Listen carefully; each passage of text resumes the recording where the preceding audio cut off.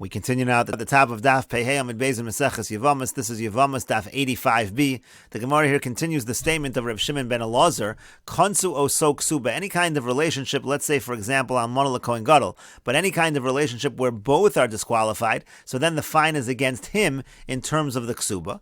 Umibnei ma'amru shnios midivrei sofrim, but why did they say that if the relationship is a d'Rabbanan prohibited relationship because they're relatives at the shnios level, so why did we say over there ein lahen ksuba, that there's no ksuba for the woman? Mimnei shehu kosher v'ikshera, that's because in that relationship both the man and the woman remain kosher, they're not disqualified. V'chol makom shehu kosher v'ikshera, any kind of relationship where he remains kosher and she remains kshera, konsu osa ksuba, then already the chachamim come in and they fine her and they take away her ksuba.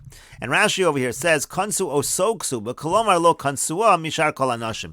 When we say that we fine him, it's another way of saying that we don't fine her. In other words, she gets a regular ksuba. And Rashi now explains the logic of Reb Shimon ben Elazar. The reason why by her we say that she doesn't get the ksuba is kidei shelo tesakev etzlo. It's in order that she doesn't stay with him in the marriage. Because since this kind of marriage is regarded in such a level that there's not even a ksuba, she's going to leave the marriage. But over here, lo tzarech, over here where they're both disqualified through the relationship, you don't even need to take away her ksuba. She's going to leave him anyway. Because since he comes disqualified through her, there's going to be strife between them. Similarly, she's being disqualified by marrying him, so it's automatic that the marriage is going to fall apart, so we don't need to mess around with the ksuba. But in the situation of shnios already, there we need to take away her ksuba in order to encourage that this relationship should stop. And the Brisa continues, Rebbe says a different reason. Why do we make a distinction again between cases of shnios and the other cases of forbidden marriages? And he says as follows, Halalu divrei Torah, because in these cases, the first of the Brisa are deoraisa prohibitions. V'divrei Torah ein srichin chizuk, when you have something that's deoraisa, you don't need to strengthen it, and therefore, in that situation, she gets her ksuba. We don't need to strengthen the level of the prohibition. V'halalu divrei sofrim, but over here, these cases of shnios are only d'Rabbanan prohibitions. V'divrei sofrim srichin chizuk, and divrei sofrim, that needs to be strengthened, and the way we strengthen our isur d'Rabbanan is by saying she doesn't get the ksuba. And the Gemara gives the Brisa gives another explanation. Davar acher, another explanation. Zehu margila v'zuhi margila so. Rashi over here explains. Zehu margila. In this relationship, he's the one that's encouraging the relationship. Meaning, almona l'kohen gadol, grusha v'chalutza l'kohen hedyot. For example, an almona marries a kohen gadol, or a grusha chalutza kohen hedyot. So hu margila umesisa linase lo. He's the one that's encouraging her to. He's trying. Let's say the kohen gadol is trying to marry the almona. The kohen is the one that wants to marry the grusha. Vizu shniya, but in this case of the shniya, dekeven delo ihi mifsala v'lav zara mifsal. Since in that case she's not disqualified, her children are not disqualified. V'lo mifsada midi b'biyah, so there's no loss in the relationship. He margila so she's the one encouraging the relationship. Sha'isha rotze linase yoser min ha'ish, because in general the woman is the one that wants to get married more than a man. A woman in general wants to marry more than a man, and so what Rashi basically is saying, if you have a relationship where there's no disqualifications, you can assume that she's the one encouraging the relationship, so she loses out in the ksuba in those cases. But in the case where there are disqualifications, she wouldn't be encouraging the relationship. It would be him that's encouraging the relationship, and therefore she is still entitled to her ksuba. And the Gemara now continues, Davar acher man katani la. It said over here a davar acher of zehu margila v'zuhi margila. So that davar acher, who's the author of that davar acher? Because we had an opinion of Rabbi Shimon ben Elazar over here, and then we had an opinion of Rabbi. Again, Rabbi Shimon ben Elazar said it had to do with disqualification. Rabbi said it had to do with the oraisa versus the rab. So who's the one that said this davar acher about zehu hu margila v'zuhi margila so? And so the Gemara says, Iko diyamar, some say Rabbi Shimon ben Elazar katani la. That line is really being taught by Rabbi Shimon ben Elazar. Umat ham kamer, and he's actually giving the reason. He's explaining further his reason. He's saying as follows: Matam amru hu pasol v'ipsula kansu oso ksuba. Why is it that we say that if he's disqualified and she's disqualified, that the fine goes against him and she's entitled to her ksuba? Mipnei shehu margila, because in those cases he's the one encouraging the relationship, therefore she gets her ksuba. Umatam hu kosher v'ikshera, and why is it that in the case case where they're both kosher, where no one is disqualified, kansu osa ksuba, that we find her and we say she doesn't get the ksuba, mimnei shahi margilaso, because she's the one encouraging that relationship. And the Gemara continues, Zika diyamar, some say the opposite, Rebbe katanila, that line of the davar acher is actually Rebbe speaking. And what is Rebbe saying over there? V'chalutza kakashale. The reason why he had to have a davar acher is because he's bothered by the case of chalutza, because Rebbe made a distinction and said the first cases are doraisa, and the case of shnios are divrei sofrim, that's derabbanan. But the problem is chalutza is one of the cases in the first list, and that's a derabbanan. V'chalutza derabbanan. Chalutza is only a prohibition midrabbanan. V'isla ksuba, and she still gets a ksuba, meaning chalutza to not marry Kohen is only derabbanan. So hadar amar. So then he said as follows: Kevon de pasel law midrabbanan zeu margila v'zuhi margilaso. So he gives this other reason, and he says no. The difference is that in one case, if there's a disqualification, so then we assume that he's the one that's encouraging the relationship. But if there's no disqualification, then we assume that she's the one encouraging the relationship. And as Rashi over here explains, hadar amar. So then Rebbe came along and said, Kevon de pasel mitruma derabbanan. In the case of chalutza, there is a disqualification from truma derabbanan at the derabbanan level. V'hainu davar acher dekamar. That's the davar acher that Rebbe is saying. Again, Rebbe is saying since there's this psul from truma midrabbanan, so therefore we're going to assume that he's the one encouraging the relationship, and that's why she does receive her ksuba. And the Gemara continues, Ma'ika bein Rebbe le Rebbe Shimon ben Elazar. So what's the practical difference between Rebbe and Rebbe Shimon ben Elazar? These two reasons given for why she is or isn't entitled to the ksuba. Amar Rav Chisda says, Mamzeres or Nesina Yisrael ika beinayu. The difference between them would be, let's say a Mamzeres or a Nesina marries a Yisrael. Man damar doraisa, the one who says that the reason is that by doraisa she gets the ksuba. Hanami doraisa. Here also it's doraisa, she would be entitled to the ksuba. Man damar mimneshu margila. Now the one who says that it's because that's because he encourages the relationship versus whether she encourages the relationship. So he margila lay. So particular case by a mamzeres or nesina, she's actually going to be the one encouraging that relationship. She's going to want to marry Yisrael, and therefore in those situations she is going to lose the ksuba. Rashi over here says he margila lay hoel ve'ina grua machmaso tarchu mahadrili nasi Yisrael. She's no worse off in this case when she's marrying the Yisrael, so she'll try to marry Yisrael kedei lahalo zara. That brings her children up a level. Now she's married to Yisrael, even though she's, let's say, a mamzeres. V'avagav debino nami mamzer. Now Rashi points out, even though her child is going to still be a mamzer, dekaimalo and halach achar psulan, because we say that we follow the one that's puzzle. Afilu achin les kevan dikatakanta mamzerim. There is a fix for mamzerim.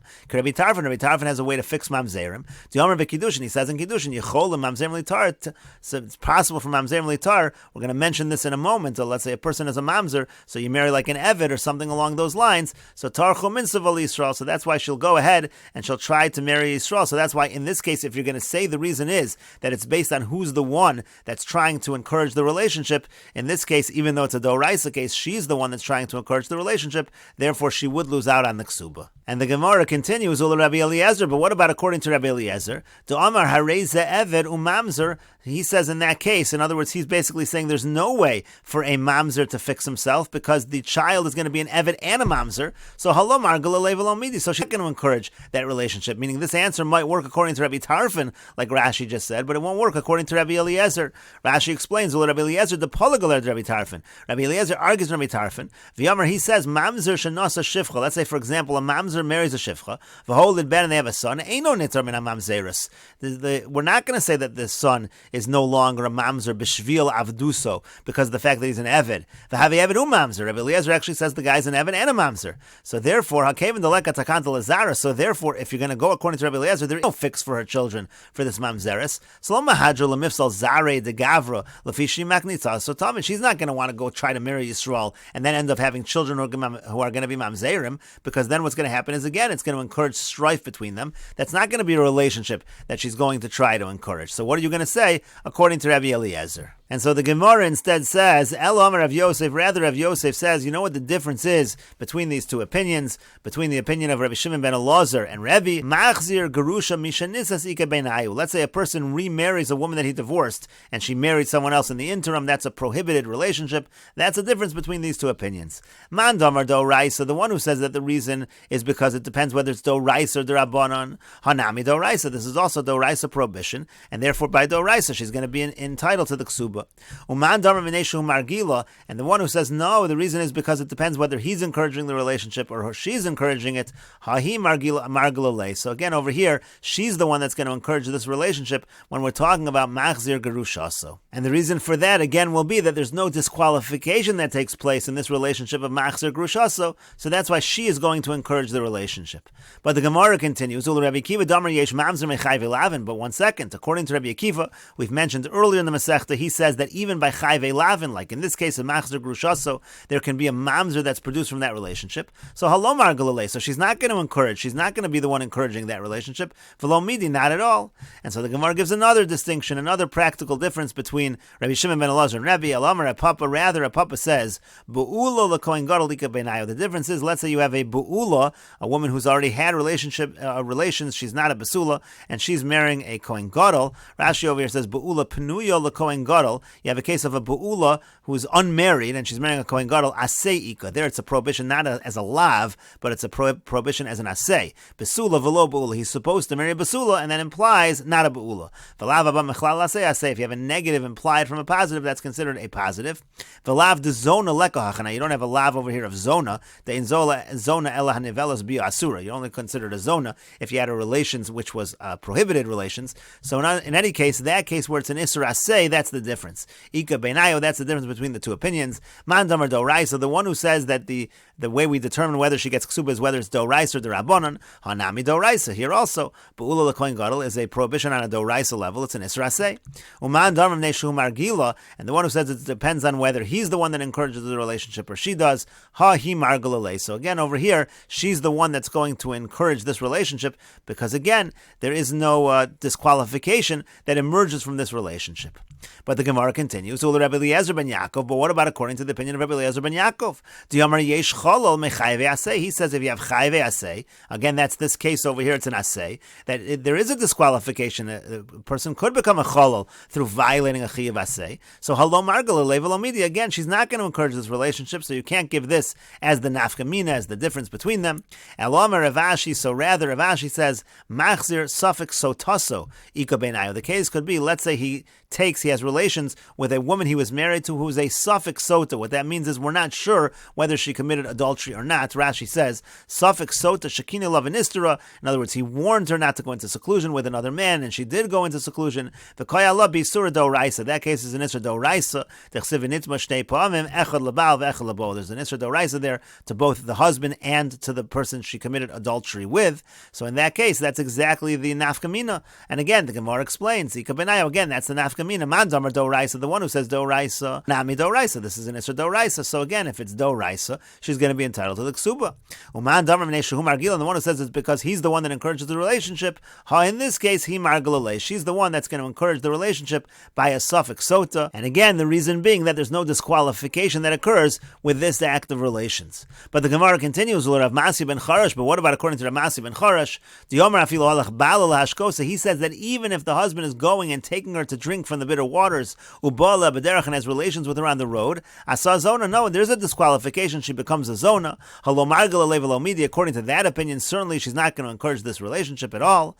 Elamar marbar Ravashi, so therefore, according to that, marbar Ravashi says, sota vada ika beinayo. The real difference between them is a woman who definitely committed the adultery. Rashi over here says, sota vada eishes ish shezinsa. In other words, she did commit adultery. The asir lemi doraisa, she's now usher to her husband on a doraisa level. Kedechsiv hin lo nisbasa to mashma hol v'lo nenso asur. It's mashma that if she wasn't raped, again, if she committed this adultery, she's prohibited to him. And the Gemara and Rashi continues, Vikasha, but if you're going to ask on this 1 second, Hanami chayve lavin he. This is a case of chayve lavin. This is a violation of a lav. L'rabbanan de pligi oled Rabbi Yossi ben Kibar perakama de'amri acharei asher utamo l'rabo sota. So according to that position, so this is actually a violation of a lav when the sota, when the woman who committed adultery has relations with her husband. So then we're back to the question we had earlier. We should ask that according to Rabbi Kiva, if it's chayve lavin, there could be a mamzer from this relationship. So today Rashi says, La pirchi, it's not a kasha. The ikol terutze dohamrina le'el ba'choletz hakol modim b'bo'al asot shein avlad mamzer. Because we actually say earlier that everybody agrees when he has relations with the sota, like our case right here, the child is not a mamzer, and so therefore, again, since there's no disqualification in this particular case, so she will encourage the marriage, and therefore she should lose out on the ksuba, according to the one who says it depends on who encourages the marriage. And again, according to the one who says that by doraisa, she's entitled to the ksuba. In this case, it is a doraisa, and she will be entitled to the ksuba. And the Gemara continues with the Mishnah, Bas Yisrael Mu'ureses LaKohen. Let's say you have a Bas Yisrael and she's betrothed to a Kohen, or Mu'uberes Mikohen, or let's say you have a woman that's pregnant from a Kohen, or Shomeres Yavam LaKohen. Let's say you have a woman who's a Shomeres Yavam, she's awaiting Yivam with a Kohen. V'chein Bas Kohen LiYisrael, and similarly, let's say you have the same cases, but it's a Bas Kohen to a Yisrael. In all of these cases, Lo Tochal B'Truma. She's not allowed to eat Truma in all of these cases. And Rashi over here explains, Lo Tochal B'Truma Kedetanan B'Perak Almona. That's what we learned in the Mishnah earlier. Ha'ubur, V'hayavam, V'erisin, all of these kind of scenarios, pregnancy, you have Yibam, you have Erisin, Poslan, V'lo Machil, and they passel a person from Truma, and also they don't allow a person, these kind of relationships, don't allow a person to eat Truma, and that's why, again, if it's a Bas Yisrael to a Kohen, so then she's not going to be entitled to the Truma, and the other way around as well, if it's a Bas Kohen to a Yisrael, it's going to passel her from the Truma. And the Mishnah continues, Bas Yisrael Moreses LeLevi, let's say you have a case of a Bas Yisrael betrothed to a Levi, or a Me'uberes Mi Levi, she's pregnant from a Levi, or Shomeres Yavam LeLevi, she's awaiting Yivam to a Levi, V'chein Bas Levi LeYisrael, the same the other way around, let's say she's a Bas Levi to a Yisrael, again in all of those cases, Lo Tochal B'Maiser, she's not allowed to eat the Maiser. Now Rashi over here says, Lo Tochal B'Maiser B'Gemara Parach. The Gemara is going to actually ask on the Zara Gufa Milo Achla B'Maiser. Even a Zara, you don't have to be a Levi to eat Maiser. Anyone's allowed to eat Maiser. So what does the Mishnah even mean over here? Lo Tochal, that she's not allowed to eat Maiser. And the Mishnah continues, Bas Levi Mureses LeKohen. Let's say you have a Bas Levi, she's betrothed to a Kohen, Muberes Mi Kohen, she's pregnant from a Kohen, Shomeres Yavam LeKohen, she's awaiting Yivam to a Kohen, V'chein Bas Kohen LeLevi. You can have the other way around. Let's say she's a Bas Kohen and she has these relationships with a Levi. In those cases, Lo Tochal Lo B'Truma V'Lo B'Maiser. She won't be allowed to eat Truma or Maiser. Rashi over here says, Lo B'Truma V'Lo B'Maiser. Truma Kedamran. Truma we've already explained. The Levia Nami Linyan Truma Zarihi, because when it comes to a Levia, she's also the same thing as a non-Kohen. She can't have Truma. Maiser, again, Mefarash will be Gemara. Maiser will be explained in the Gemara. And the Gemara asks, Utei Zara. Well, let her be considered Zara. Let her be considered simply a non-Kohen or a non-Levi. And Zara, Milo Achla B'Maiser. Can somebody eat Maiser even if they're a Yisrael? What's the issue over here with Maiser? Why should she not be allowed to eat Maiser? And the Gemara says, Amar Rav Nachman, Amar Shmuel. Rav Nachman says the name of Shmuel. Hamani Rabbi Meir. You have to say this Mishnah follows the opinion of Rabbi Meir. To Amar Maiser Rishon Asur Lazarim. Rabbi Meir happens told that Maiser Rishon is prohibited for Zarim. And so therefore she does have to have some kind of Levi connection in order to have the Maiser Rishon. Rashi over here says, Milo Achla Maiser Kol Zor Lo Yochal Kodesh Ksiv. Or Maiser Rishon Lav Kodesh Ikri. Maiser Rishon is not Kodesh. And therefore again a Zor should be able to have it. And the Gemara continues the Tanya, as we learned in a Brisa, and we will continue with this discussion in the next video on Daf Pei Vav Amud Aleph.